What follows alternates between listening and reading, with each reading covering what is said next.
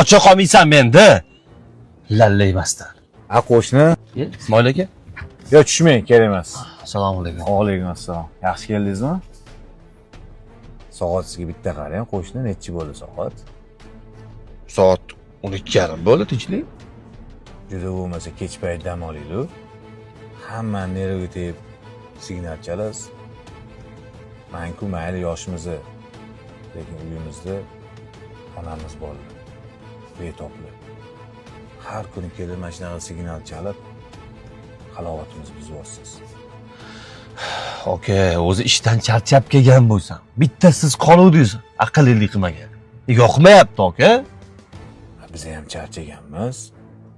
Insof bilan-da qo'shni. Telefonni ishlayotdim o'zi. Hali qayta qildik, ko'tarmadingiz. Mana ishlayapti. Tinchlikmi?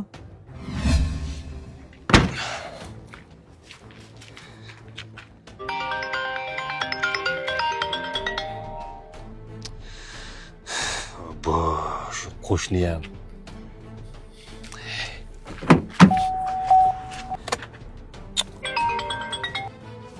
Xotinni telefon qilyapti endi. Quvurarkan-da. Boraman-da. O'sha paytda ayolingiz dard tutib qoldi. Kenezlar bilan birga raddomga bordik. Bilasiz, onamlar betoblar. Men o'zim qaytib keldim. Hozir kenezlar yo'qdalar. O'g'ilmi, qizmi?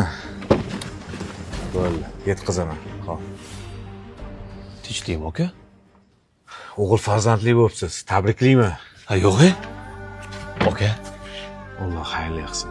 rahmat. Katta rahmat. Farzandingiz odamlarga xalaqit beradigan emas, ota-onasiga rahmat eshittiradigan farzand bo'lsin.